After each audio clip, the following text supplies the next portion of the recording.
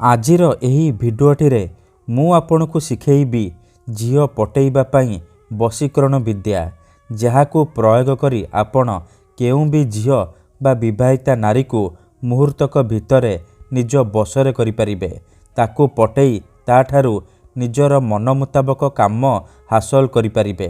एथिपई आपनकु बेसी किछि करिबाकू पड़िबनी, केवल चुपचाप 4टी तुलसी पत्र एही जगारे रखिबार अछि।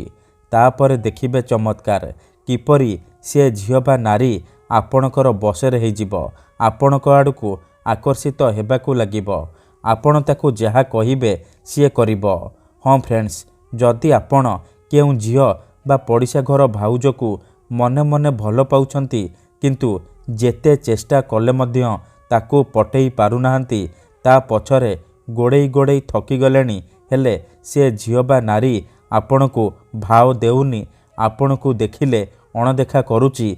तेणु जदि आपण एही सबु समस्यार समाधान चाहुचंती, से झियो बा नारी को पटेइबाकू चाहुचंती, ताकू निज प्रेमरे दीवानी करी ताठारु निजर मन मुताबक काम हासिल करिबाकू चाहुचंती, तेबे आजिर एही भिडियोटी आपणकर इच्छा को पूरण करिबो।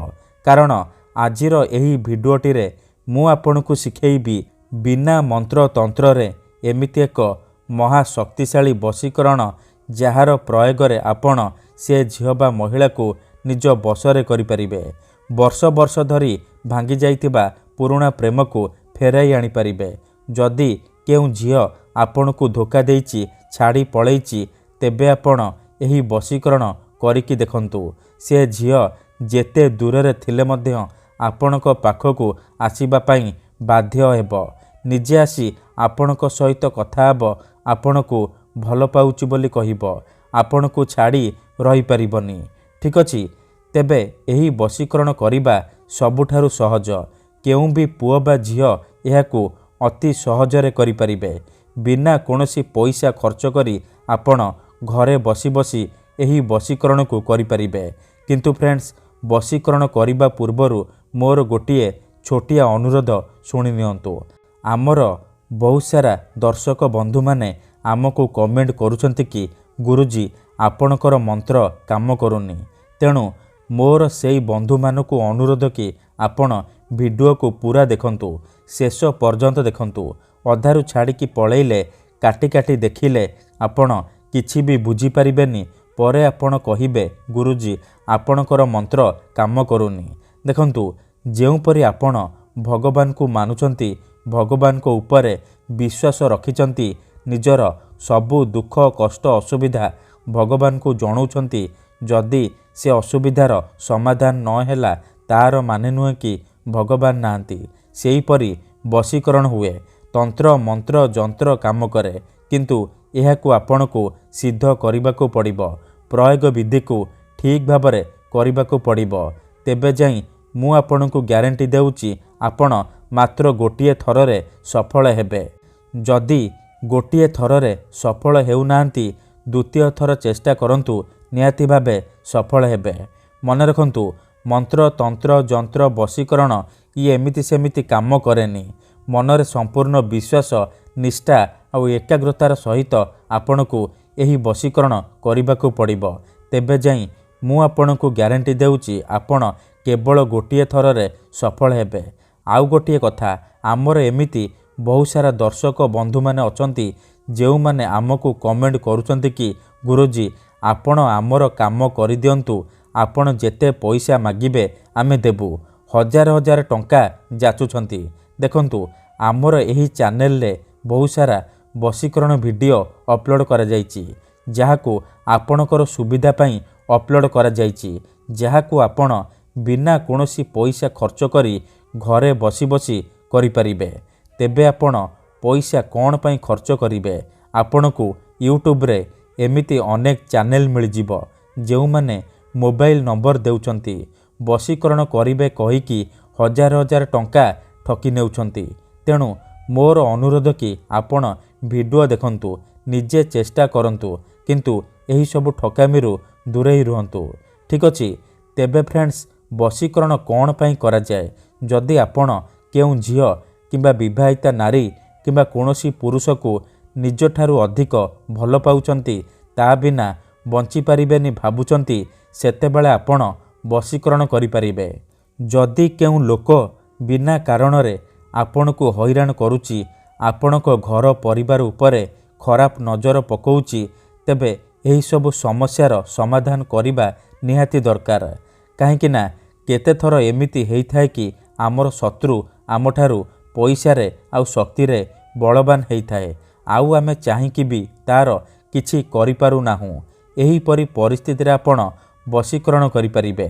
ଏଥିପାଇଁ ଆମର ତନ୍ତ୍ରଶାସ୍ତ୍ରରୁ ମୁଁ ଆଜି ଆପଣଙ୍କ ପାଇଁ ଏମିତି ଏକ ସହଜ ମହାଶକ୍ତିଶାଳୀ ବଶୀକରଣ ନେଇ ଆସିଛି। ଯଦି ଆପଣ ଏହାକୁ ସିଦ୍ଧ କରିଦେଲେ, ଠିକ୍ ଭାବରେ କରିଦେଲେ, ତେବେ ମୁଁ ଆପଣଙ୍କୁ ଗ୍ୟାରେଣ୍ଟି ଦେଉଛି ଆପଣ ଯାହାକୁ ଚାହିଁବେ ତାକୁ ନିଜ ବଶରେ କରିପାରିବେ।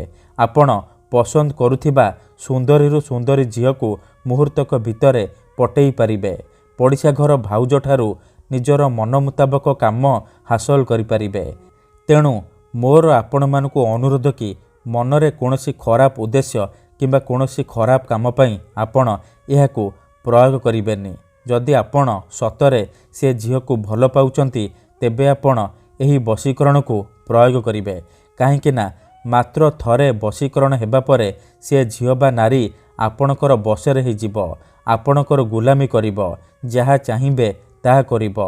ତେଣୁ ଯଦି ଆପଣ ଏହି ବଶୀକରଣ କରିବାକୁ ଚାହୁଁଛନ୍ତି, ସେ ଝିଅ ବା ମହିଳାକୁ ପଟେଇବାକୁ ଚାହୁଁଛନ୍ତି, ତାକୁ ନିଜ ପ୍ରେମରେ ଦିବାନୀ କରି ତାଠାରୁ ନିଜର ମନ ଚାହୁଁଥିବା କାମ ହାସଲ କରିବାକୁ ଚାହୁଁଛନ୍ତି, ତେଣୁ ମୋର ଆପଣମାନଙ୍କୁ ଅନୁରୋଧ କି ଆପଣ ଭିଡ଼ିଓଟିକୁ ପୁରା ଶେଷ ପର୍ଯ୍ୟନ୍ତ ଦେଖିବେ। ତେବେ ଯାଇକି ଆପଣ ସମ୍ପୂର୍ଣ୍ଣ ପ୍ରୟୋଗ ବିଧି ଜାଣିପାରିବେ। ମନେ ରଖନ୍ତୁ, ପ୍ରଥମେ ଆପଣ କ'ଣ କରିବେ, ଧ୍ୟାନ ସହିତ ଶୁଣନ୍ତୁ।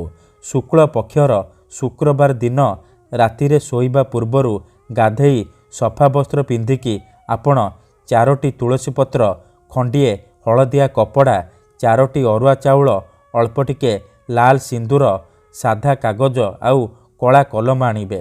ଏହିସବୁ ସାମଗ୍ରୀକୁ ନେଇକି ଆପଣ ଆସନ ପକେଇକି ଦକ୍ଷିଣ ଦିଗକୁ ମୁହଁ କରିକି ବସି ପଡ଼ିବେ।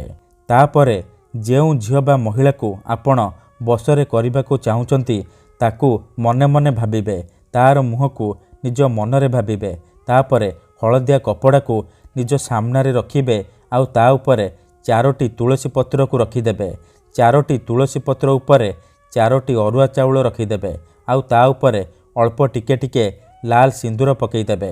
ଏତିକି କରିସାରିବା ପରେ ଆପଣ କାଗଜରେ ସେଇ ଝିଅ ବା ମହିଳାର ନାମ ଲେଖିବେ, ଯାହାକୁ ଆପଣ ନିଜ ବଶରେ କରିବାକୁ ଚାହୁଁଛନ୍ତି।